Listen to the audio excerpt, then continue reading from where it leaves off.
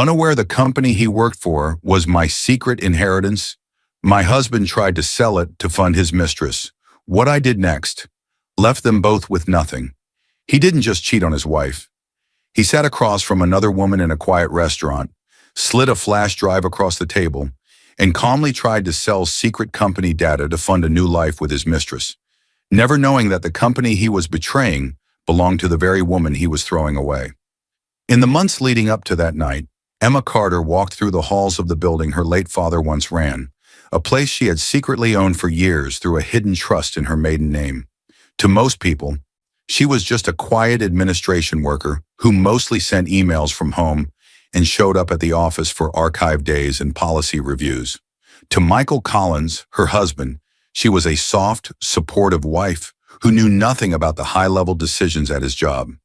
He had no idea she was the majority owner. He had no idea every file he pulled, every system he accessed, every transfer he made was under her legal protection. He had no idea the cameras that watched him in the office were the same cameras she grew up watching beside her father. While Michael whispered promises to Sophie Hale in parked cars and bragged that he was close to selling proprietary assets, Emma was in her father's old office and in her small home workspace, opening access logs, downloading security footage, and collecting bank records that slowly tied every move back to him. Over days, she watched the pattern form. She watched him take confidential files home. She watched him meet a competitor's agent in the parking lot. She watched him send the message, "It's done. We're ready." He thought he was clever. He thought his wife was naive. He thought the company was just a stepping stone, and that Sophie was his future. What he never imagined was this. The ordinary woman waiting quietly at home was not only the hidden owner of the company he worked for, but a daughter who had been trained since childhood to read contracts, track fraud, and protect her inheritance. She had already gathered every email, every access log, every transfer, and every second of footage she needed. Not just to protect herself, but to make sure when he finally walked into that evaluation meeting, he would be the only one who didn't know what was really happening. Emma didn't raise her voice. She didn't rush. She simply stepped out of the shadows, one document at a time. Dear viewers, thank you for being here. If you watch without subscribing, it's like letting Emma's quiet strength be ignored while loud liars run free. When you click that button, you stand with every person betrayed by the one they trusted most, every heir defending their legacy, and every calm soul planning a comeback in silence. Please subscribe now. And in the comments, tell me where you're watching from. The hallway was too quiet, too still, too heavy. Emma Carter, early 30s, paused at the doorway of her late father's office, as if the air itself pushed against her. Her hand trembled against the frame. Her breath caught halfway in her chest, and for a moment, she couldn't move. It felt like stepping into a sealed vault of memories, one she wasn't sure she was ready to open. She was supposed to be here for something practical. A quiet day reviewing old contracts and policy files ahead of an upcoming audit. Just administration work, like always. That was the story everyone knew. Then she stepped inside. The room had not changed since the day her father passed. His polished wooden desk still faced the broad window. His old fountain pen still rested exactly where he left it. The shelves were lined with binders labeled in his perfect handwriting. And there, centered on the front of the desk, was the brass nameplate with his initials. J.C. Emma reached out. Her fingers brushed the cold metal. And the moment her skin touched it, a ripple of memory hit her. Emma, at 9 years old, tiny legs dangling from the office chair. Her father, James Carter, tall and warm-eyed, leaned beside her. Papers towered behind him, but he looked at her with all the time in the world. "Quiet power is the strongest kind," he told her. "One day this place will be yours. Protect it." Young Emma had nodded, not fully understanding, but trusting him completely. He placed a hand on her small shoulder, steady and sure, as if he was handing her the world. Back to present. Emma took a shaky breath. She was the quiet power now, but almost no one knew that, except the company lawyer and 2 long-retired employees who had served her father until the end. Over time, one of those men passed away, and a single trusted IT head was quietly added to the circle, only as much as he needed to know to protect the trust. because her father had not given the company to her the usual way. He had placed it in a trust under her maiden name, Emma Carter, and made her promise to reveal her ownership only when she felt safe, emotionally, mentally, and personally. He feared that announcing a young daughter as the heir would attract people who wanted her trust fund, not her heart. For years, she honored him by keeping her identity hidden. She worked remotely in administration, answering emails, reviewing reports, and signing forms under a neutral title. On the system, she looked like a mid-level remote administrator who handled documentation and compliance. To her coworkers, she was ordinary, quiet, efficient. To her father's legacy, she was the unseen shield. She moved to the side of the office, where a tall metal cabinet stood locked, her father's last gift. It held the documents of ownership, the trust deeds, the original agreements, and every signature that tied her bloodline to the company. The key, which she wore on a thin chain beneath her blouse, pressed lightly against her chest. She did not open the cabinet, not yet. She only rested her hand against it, letting the cool steel ground her. Her life had always been a blend of two worlds. The world she inherited, old papers, quiet rooms, her father's teachings. The world she married into, Michael's ambition, his charm, his easy confidence. Emma loved simply, lived simply, trusted simply, maybe too simply. She walked to the side table where an old security monitor sat.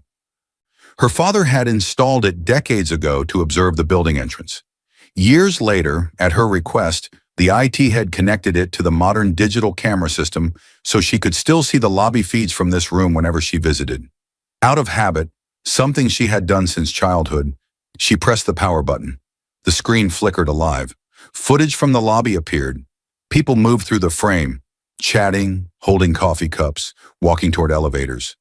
The date and timestamp in the corner confirmed what she already knew. Live feed. Then she saw him. Michael Collins, her husband, early 30s, handsome, charismatic, sharply dressed. He had worked at the company for 3 years. To everyone, he was the rising star.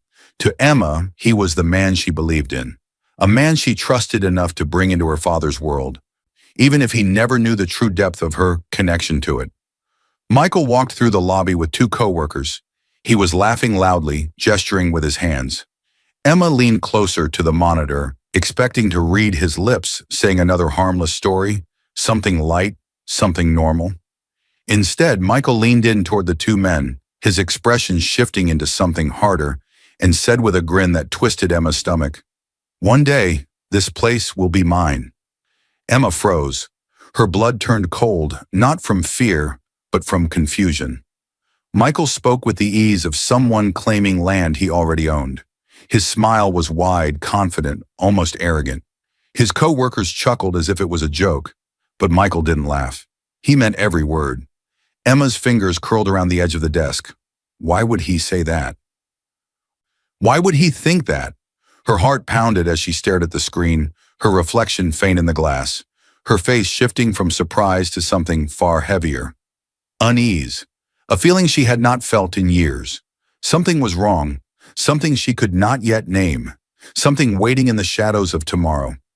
As she watched him walk away on the screen, a quiet thought rose inside her, uninvited and chilling. What else has he been saying? And to whom? The silence in the house hit Emma like a blast of cold wind. It was sharp, sudden, and filled with something she couldn't name yet. She shut the front door behind her, still shaken by what she saw on the surveillance screen. Michael laughing, bragging, claiming the company as if it belonged to him. Her heart hadn't stopped pounding since. The intensity followed her into the living room. She stood there frozen, her keys still in her hand, the echo of his words repeating over and over.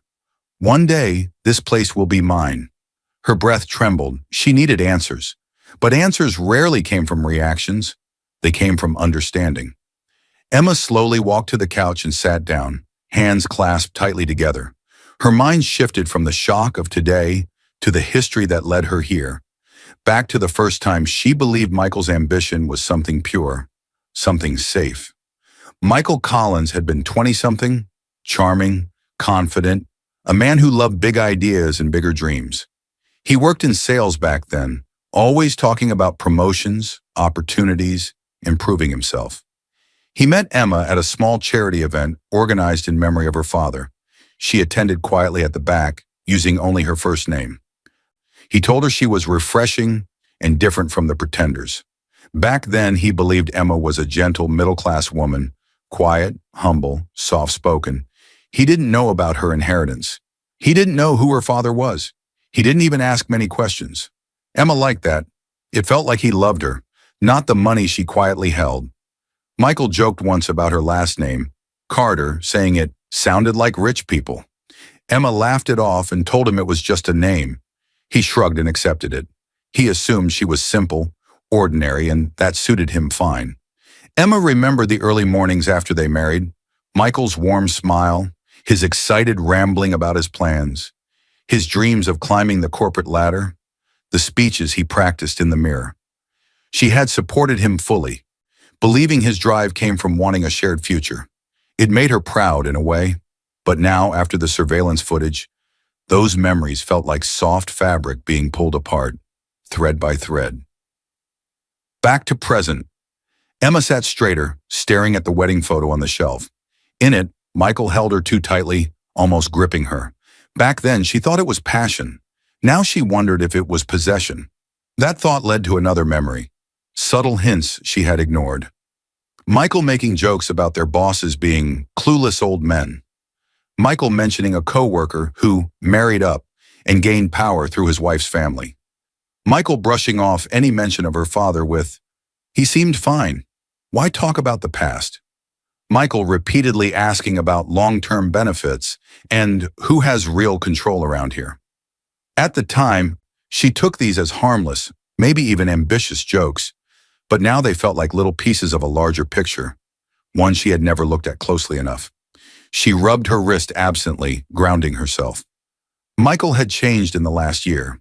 He was often busy, always stepping outside to take calls, constantly checking emails during dinner, brushing her off with charming smiles that didn't reach his eyes. He still kissed her forehead in the mornings, still asked about her day, still acted like a caring husband. But something underneath was different, something distant, something cold. She remembered overhearing him once telling a coworker, "I'll get my shot. People just need to realize I'm the future." At the time, she thought he meant a promotion. Now she wondered if he meant something else entirely.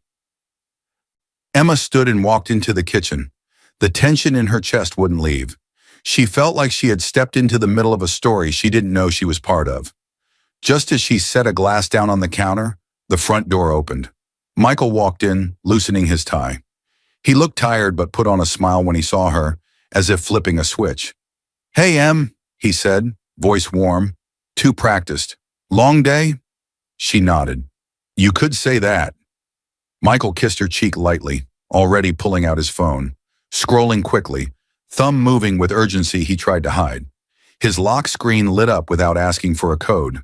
He had turned off the automatic lock months ago, saying it was annoying at home. Emma watched him carefully. He didn't notice. Then it happened. His phone buzzed, sharp, impatient. The screen lit up in his hand. Emma's eyes flicked to it instinctively, only for a second. A message preview glowed on the screen. "When are you getting the money? I'm tired of waiting." The floor beneath her seemed to tilt. Michael locked his phone fast. Too fast. He didn't look at her. Emma's heart thudded once. Heavy, warning. Something was slipping out of the shadows, and she could feel it coming. Emma turned away, her mind racing, already knowing this message was not random.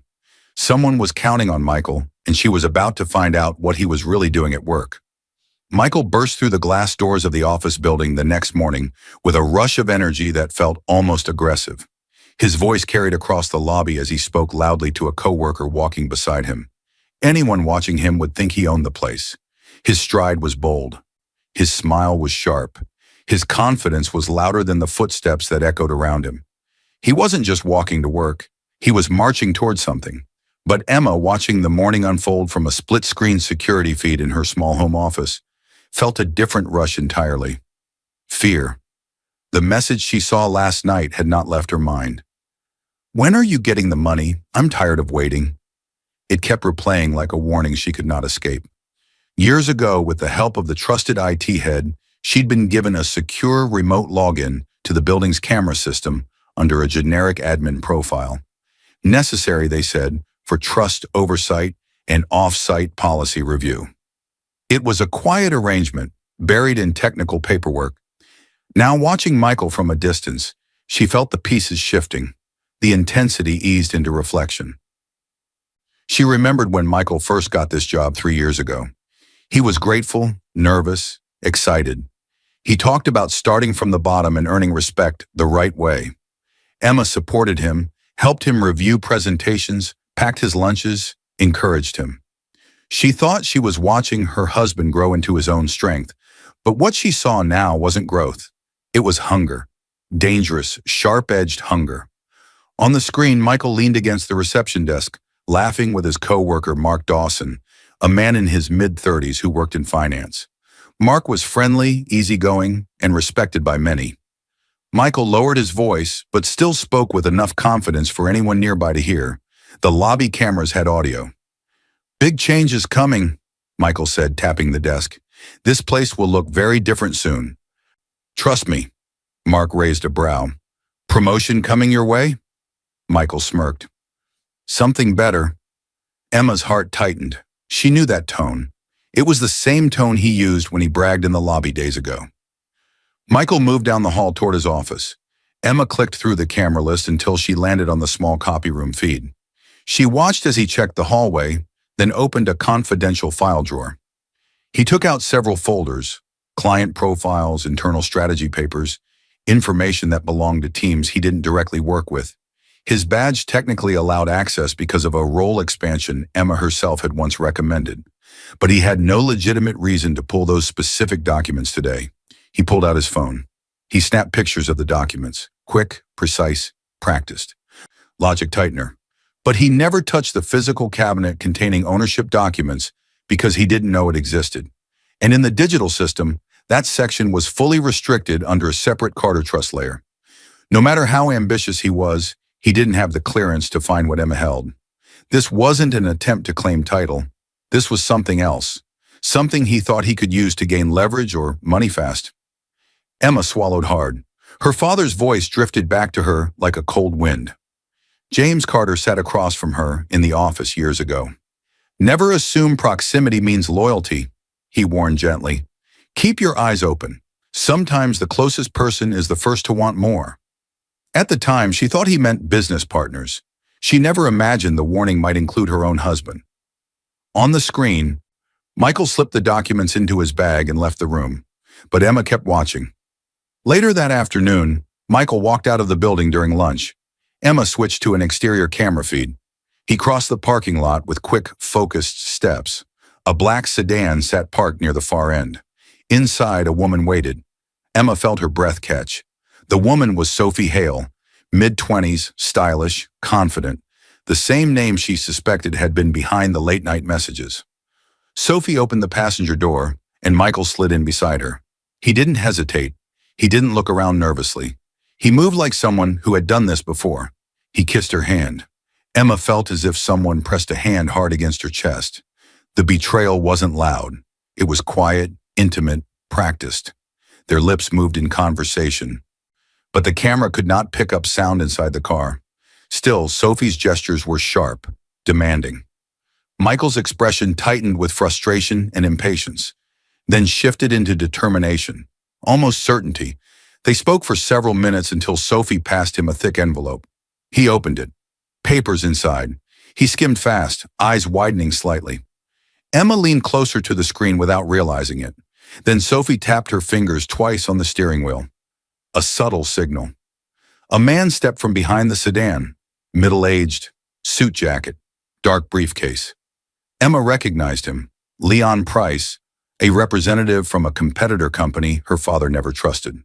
Her pulse hammered. She'd heard his name more than once in old board minutes. Michael shook Leon's hand. Leon pushed a folder across the seat toward him. Discreet. Emma couldn't hear the words, but she didn't need to. The brief handshake, the exchange folder, the hungry light in Michael's eyes told her everything. This wasn't networking. This was plotting. As Sophie's car eventually pulled away and Leon disappeared into the lot, Emma stared at the screen, heart racing. She knew now, Michael wasn't just ambitious. He was planning something, and Emma sensed that whatever move he meant would soon reach beyond secret meetings and files and into the walls of their own home. The moment Emma heard the shower start, her heart slammed against her ribs with a force that nearly knocked the air from her chest. She stood frozen at the foot of the bed, staring at Michael's laptop sitting open on the nightstand. The screen glowed faintly in the dim room, like it was daring her to look.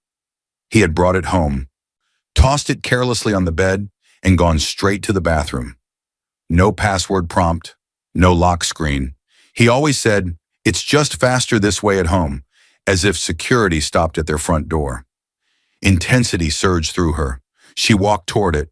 Her hands shook, not from fear, but from truth pressing too close. She sat, pulled the laptop closer, and the instant the desktop appeared, her stomach dropped. A folder sat right in the center of the screen titled Personal. The name felt wrong, heavy, mocking. She clicked it. Emails filled the screen, messages marked private, marked urgent, marked unread, and one name repeated over and over, Sophie Hale. Emma's breath hitched as she opened the first message. "I'm not waiting forever, Michael. If you want a future with me, prove it." Another, "You promised me a better life. I won't settle for cheap hotels and excuses." Another, "Bring the money. I won't be embarrassed again." Emma held the edge of the laptop so tightly her knuckles whitened. This wasn't an innocent flirtation. This wasn't a moment of weakness. This was a plan. She clicked another email. The subject line read, "Our condo plans." A sinking feeling spread through her chest like ice. The message contained photos of a luxury condo, marble floors, city views, a private pool. Sophie had highlighted areas she wanted remodeled. She had written, "This is where we start our real life. But without money, we have nothing." Emma swallowed hard, vision blurring. The betrayal wasn't only emotional, it was financial, strategic, calculated. She clicked another message, this one from Michael to Sophie. "I'm close. Once I sell the proprietary assets, we'll have enough. I just need access for a little longer." Proprietary assets. Emma's head spun. This was company data, her father's company, her inheritance. Her breath shook as she leaned back, the world closing in around her. Memories rose, warm, soft, hopeful. A flashback hit her like a knife twisting slowly. Michael held her hands and smiled at her with the sincerity of a man who looked like he meant it. "I'll build us a future," he whispered. "I'd never betray you." She believed him, completely, fully, with her entire heart. Back then, she didn't know betrayal doesn't arrive loudly.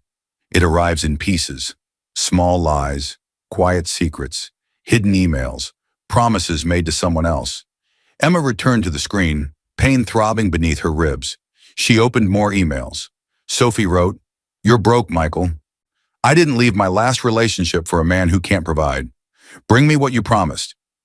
Another, "Don't embarrass me again. Deliver or I'm done." Logic tightened instantly. This wasn't love. Sophie was pushing. Sophie was demanding. Sophie was manipulating him like a lever. Emma felt a strange mixture of devastation and clarity. Michael wasn't cheating because he fell in love. He was cheating because someone stroked his ego, fed his insecurities, and dangled a life he didn't earn. She clicked one last email, the most recent one, received only minutes before he stepped into the shower. Its subject line, "We're almost there." Emma opened it. "Once I sell this company data, we're free." Emma gasped aloud, her hand covering her mouth. He didn't know. He had no idea. He was planning to sell data from a company his wife secretly owned. Her inheritance, her father's legacy, her childhood promises. Emma's entire world tilted. Her pulse hammered in her ears, but she didn't close the laptop. She stared at the screen, the words burning into her memory. Quietly, she forwarded the entire email thread to a secure account tied to the Carter Trust, an account Michael didn't know existed, before closing the program. He was risking everything, hers, not his, and he didn't even know it. From behind the bathroom door, the shower turned off. Emma quickly closed the folder and let the laptop fall back into the exact angle she'd found it. She stepped away from the nightstand, breathing slowly, heartbeat pounding with a dangerous new truth. Michael wasn't just unfaithful, he was preparing to betray something far bigger. And Emma sensed she had only discovered the surface, because whatever he planned next would leave traces inside the very company she swore to protect. The moment Emma stepped into the small conference room, the intensity hit her like a wave. The blinds were drawn, the lights were dim. A stack of files sat on the table like evidence, waiting for judgment. This meeting hadn't been random. The night after she read Michael's emails, she sent a quiet message from her admin account to the internal auditor, flagging irregular access patterns tied to his profile. She never mentioned he was her husband. She only attached times and file names. Now she was here to see what he had found. Sitting across from her was Daniel Reed, the company's internal auditor. A man in his late 40s with calm eyes and a reputation for uncovering truth others tried to hide. To him, she was still the reserved administration staff member who handled policy paperwork and occasionally liaised on behalf of the trust. The door clicked shut behind them. The room felt sealed, heavy, almost airless. Daniel didn't waste time. He opened the first file and slid a printed access log across the table. "Emma, you need to see this." She leaned forward and her stomach tightened instantly. The report listed every confidential file Michael had accessed in the past 6 months. Client portfolios, internal pricing models, strategy documents, sensitive formulas her father created before he died. Her husband had taken it all. Emma's pulse spiked. The adrenaline was instant, hot, and sharp. Daniel watched her carefully. "I knew something was wrong the moment I noticed the pattern. He took documents he had no reason to touch, outside the scope of his role." Emma closed her eyes for a moment, fighting the ache pushing against her ribs. She felt anger, sadness, disbelief, all tangled together. "How did he even get this level of access?" Daniel asked quietly. Emma swallowed. Here came the truth she could no longer avoid. Not the full story of her ownership, but the part she could say aloud. "I recommended him," she said softly, "years ago when he first joined. I told HR he was capable and could handle more responsibility. They widened his access after that. When Michael first joined the company, he was placed in a modest position, but Emma saw his potential. She admired his passion. She trusted his promises. So she quietly told the HR director that he would excel with broader access. Her voice wavered as she whispered, "I gave him the chance. I pushed for him to have what he needed to grow. And now he was using it to betray her, without even knowing how deep that betrayal went." Her heart twisted painfully. Daniel pulled out another file, a folder marked Private Acquisition Opportunity. He opened it, showing emails Michael drafted to a competing firm. He had prepared a full packet, selling the idea of a secret chance to acquire valuable internal assets before they hit the market. Emma's breath caught. He wasn't guessing. He wasn't stumbling. He was planning. Daniel flipped through the pages. He downloaded proprietary formulas last week, and based on his file names and these draft attachments, he intends to sell all of this. Emma remembered her father's words as if he stood beside her. She was 24, nervous but eager, sitting beside him in the same building. He placed paperwork in front of her and said, "Trust must be earned, not gifted." She laughed back then. She thought he worried too much. Now sitting across from Daniel with proof of her husband's betrayal, she realized the truth. She had gifted trust to a man who didn't deserve it. Emma opened her eyes slowly. What else did he take? Daniel slid the final stack forward. Draft agreements, contact with a competitor named Leon Price, and emails to someone named Sophie, he said, glancing up. He had no idea that name already burned in Emma's chest. Based on this, I believe he's planning to hand everything over within days, maybe even sooner. Emma looked down at the papers. Her hands trembled, but her face was cold, controlled. She would honor her father now, not with emotion, but with strength. Daniel leaned closer. "I can freeze his access right now, before he does more harm. It's within policy for internal fraud suspicions."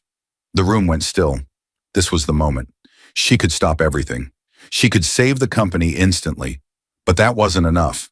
Michael needed to expose himself, fully, undeniably, completely. He needed to walk into his own downfall, carrying every piece of evidence with him. Emma lifted her head. Her voice was calm, chilling, steady. "Not yet," she said.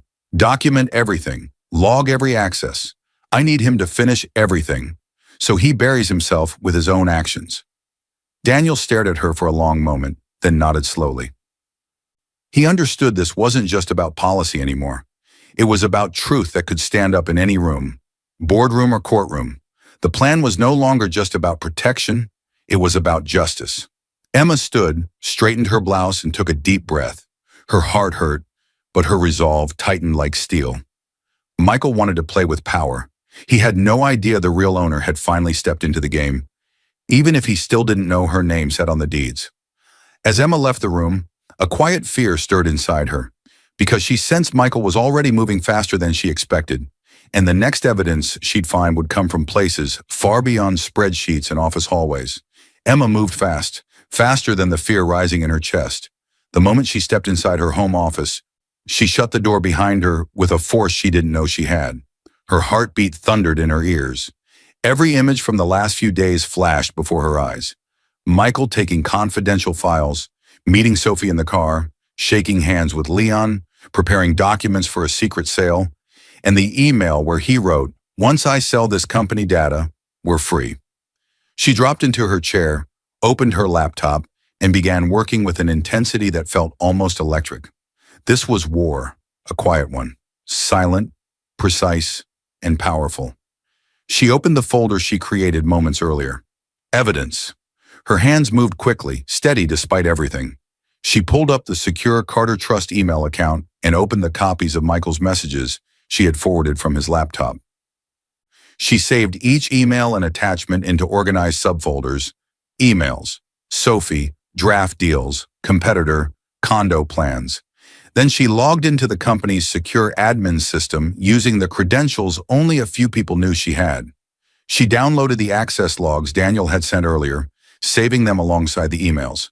She clipped CCTV footage showing Michael handing documents to Sophie, another showing him meeting Leon in the parking lot. Each file labeled with the exact date and time. Every piece of betrayal had become data. Every lie had a record now, and Emma was the keeper of all of it. As she gathered proof, her mind drifted into a memory, soft at first, then sharp. Emma sat at her father's desk when she was 19, her hair tied back, papers spread around her. Her father, patient and calm, leaned over her shoulder. "Never rush through a contract," he said gently. "People hide harm in small lines." She had asked him why he wanted her to learn all this so young. His answer returned to her now with painful clarity. "Because one day someone will try to take what belongs to you, and you must know how to fight quietly." Emma blinked, returning to the present. She now understood exactly what he meant. She wasn't just protecting a company, she was protecting a promise. She clicked into her online banking app next, one she and Michael had shared access to for years. There were their joint accounts, and below, a list of linked profiles for convenience, where he'd once added his personal account so they could transfer money easily. She opened his. Hidden transfers from Michael's account to Sophie every week. Thousands, sometimes more. Some had vague descriptions: consulting, personal expense, reimbursement. Others had no description at all. Another blow, another truth. Her chest tightened, but she kept going. Next, she opened the CCTV logs again through the remote system. She found clear footage of Michael meeting Leon Price in the parking lot. Leon handing him a folder under the table. Michael whispering something with a greedy smile.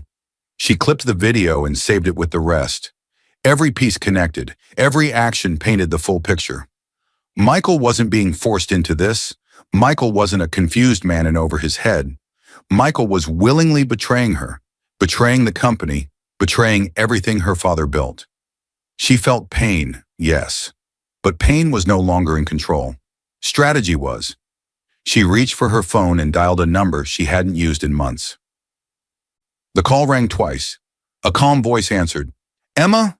It was Mr. Gray, the company's longtime lawyer, a man her father trusted deeply, and a man who always promised to watch over her, even after James Carter passed away. Mr. Gray was in his early 60s, experienced, sharp-eyed, loyal to the Carter legacy. "I need a private meeting," Emma said. Her voice was steady now, cold. He didn't ask questions. "Come in." She gathered her files, then reached out to two more people quietly.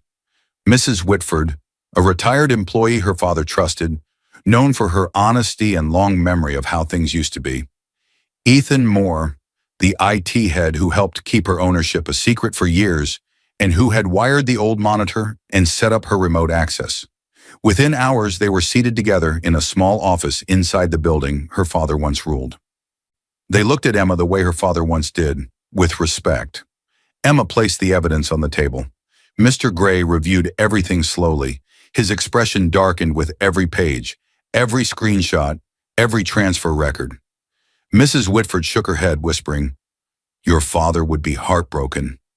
Ethan frowned, pulling up backup system logs on his laptop to verify timestamps and confirm there was no doubt about who accessed what and when.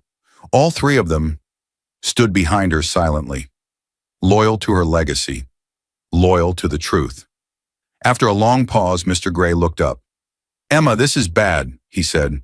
"Michael is setting himself up for a criminal offense. Once he attempts the sale, once he actually transfers this data for money, he commits corporate fraud. That's the line." He leaned forward, voice low but firm. "If you want justice, the timing must be perfect."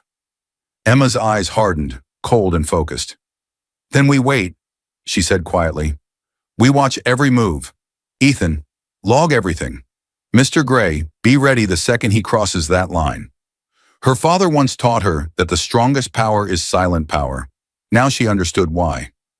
As Emma stood to leave, a chill ran through her, because something told her Michael was about to take his next step sooner than she expected, and it would happen far away from offices and corridors. The moment Emma stepped into the restaurant parking lot, intensity hit her like a punch to the chest. Her breath caught, her hands trembled, and her heart raced with a force that felt almost violent. She stood hidden behind a row of cars, eyes locked on the glass windows of the small private restaurant where Michael and Sophie were meeting. She knew what she was about to witness.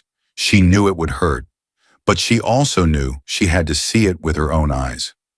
Earlier that day, Ethan had quietly forwarded her a copy of Michael's calendar entry. Lunch, client discussion. The location matched the restaurant in front of her. No client name, no company label, just a vague note. Now she knew why. Inside, Michael sat across from Sophie Hale, the woman who had been pulling him deeper and deeper into betrayal. Sophie, mid-20s, elegant, polished and sharp-tongued, leaned back in her chair with the confidence of someone who believed she controlled everything. Through the window, Emma could see Sophie's lips move quickly, her expression annoyed, impatient. Michael sat stiffly, trying to keep his composure, but Emma could read the tension in his shoulders. He looked stressed, exhausted, desperate. Emma pressed closer, her pulse thundering. The restaurant window was cracked open at the top to let air in, and every few words slipped through the small gap. Inside, Sophie leaned forward, voice rising, just enough for Emma to catch pieces through the glass. "You told me you were close," Sophie snapped, her chin tilted with arrogance. "When will you sell those files?" "I won't wait forever, Michael. I left everything for you. Don't make me regret it." Sophie's tone was sharp, cutting, filled with superiority. Michael flinched slightly but tried to hide it. He reached into his jacket. Emma's chest tightened. He pulled out a small flash drive. Silver, plain, familiar. Sophie's eyes widened with excitement, her anger disappearing instantly. Emma's breath seized. That drive contained her father's work, his legacy, years of strategy, formulas, confidential material that took a lifetime to build.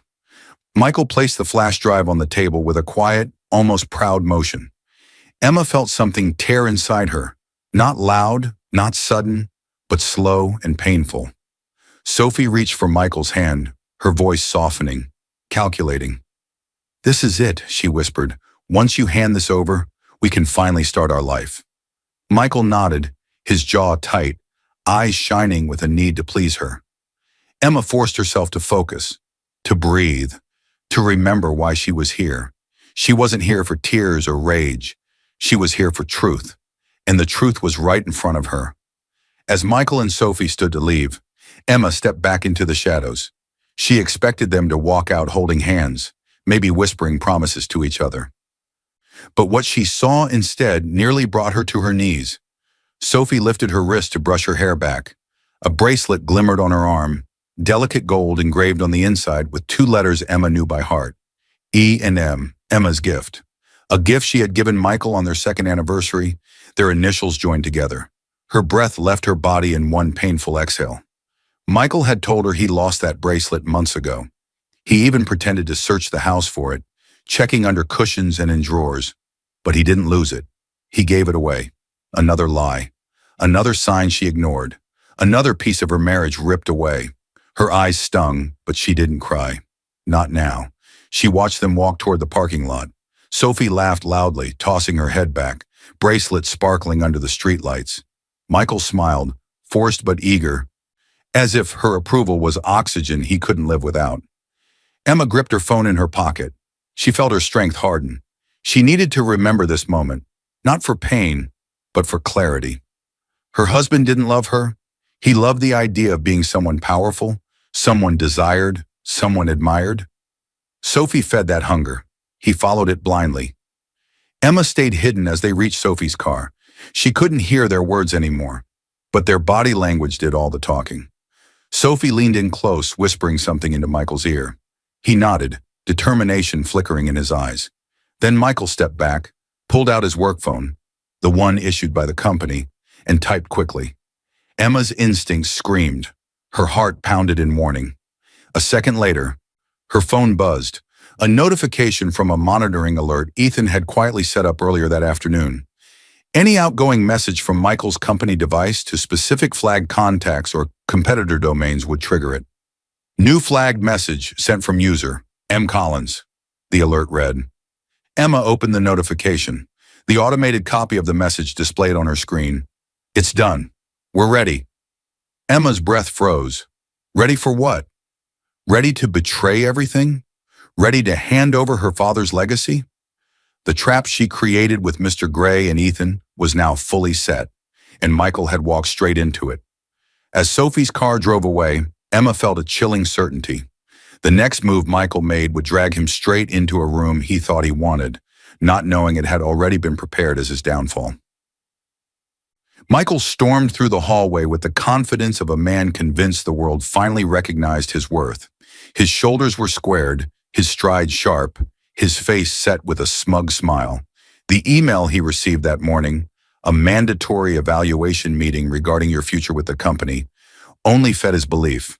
The wording sounded formal, but in his mind, it translated to one thing: promotion. He thought the company had finally realized his potential.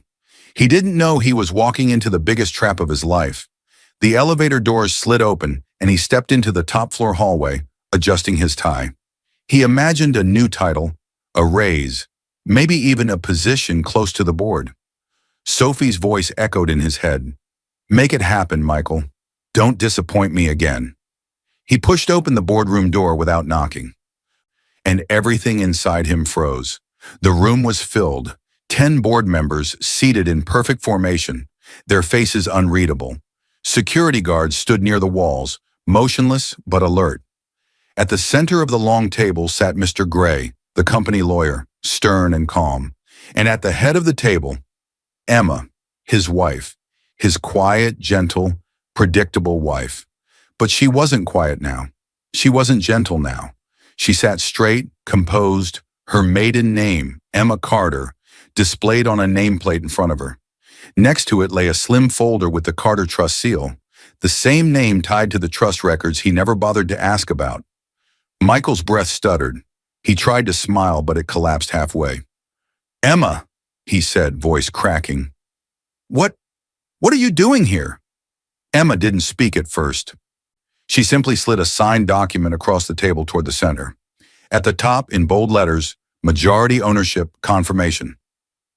Carter Trust. One of the board members turned it slightly so Michael could see. Michael stared, confusion twisting into horror. You, he whispered, you own the company? Emma lifted her gaze slowly, meeting his eyes with calm, controlled power. I inherited it, she said. It has always been mine. The words hit him like a blow. He stumbled back a step, mouth open, searching for an explanation that didn't exist. He had spent months trying to sell data from a company that belonged to his own wife.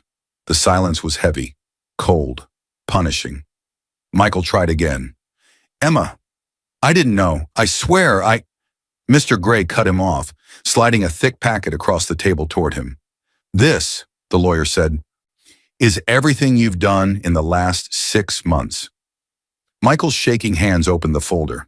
Inside, screenshots of emails between him and Sophie, printed from his work account logs, access logs with timestamps showing his illegal downloads, bank transfers to Sophie, highlighted by the finance department after Emma raised a concern, draft contracts for the sale of proprietary assets to a competitor's shell contact, CCTV stills of him meeting Leon in the parking lot, a picture of the flash drive he passed to Sophie, and finally, the flash drive itself, sealed in an evidence bag, labeled, recovered from third-party custodian, chain of custody confirmed. Michael's face drained of all color. How did you, he started, staring at the flash drive. Mr. Gray answered calmly. Our security team, with assistance from legal, confronted Monsieur Hale after receiving notice of your flagged message and your meeting location. Under the threat of legal action, she surrendered the drive. The data was verified as company property within hours. Michael swallowed, speechless. No, he whispered, staring at the photos, the documents, the undeniable proof. This isn't what it looks like. I wasn't going to... But the lies collapsed in his throat. Everything was in front of him. Every secret, every betrayal, every reckless step he took. He sank into the nearest chair, burying his face in his hands. Emma watched him, her expression unreadable. Not angry, not triumphant, just heartbreak turned into strength. Mr. Gray spoke again, voice cold but calm. Michael Collins, you attempted to sell confidential company assets and engage with a known competitor. The board has voted to terminate your position effective immediately. Legal charges are under review, and law enforcement has been notified. The room remained silent except for Michael's ragged breathing. He looked up slowly, eyes wide with fear, finally realizing the gravity of what he'd done. Then security took a step forward. Michael panicked. He stumbled up, reaching out toward Emma, desperate. Please, he whispered. Please don't do this. We can fix it. I made a mistake. I love you, Emma. Don't ruin my life. She stood, walked toward him with quiet resolve, and leaned close enough for only him to hear. Her voice was a whisper, calm, final, and devastating. You already did. Michael's knees buckled. Security reached for his arms. Emma stepped back, her face steady, her father's strength reflected in every line. As Michael was led away, Emma felt a cold certainty settle inside her. His career was over, but the justice she set in motion was still moving. And outside that building, there was another life he had to face with nothing left to offer. Michael hit the pavement outside the company building with the force of a man dropped from a great height. Security didn't shove him. They didn't need to. The humiliation itself was already pushing him down. His ID badge lay on the ground beside him after being cut cleanly from his neck. The guards stood like silent statues behind him, waiting until he finally dragged himself upright. The doors locked behind him with a loud electronic click. Intensity crashed over him. His job gone. His access gone. His future gone. Everything he built, everything he bragged about, everything he believed he deserved vanished in seconds. Michael's hands shook as he tried the doors again. They didn't budge. His access had been shut off instantly, completely, without mercy.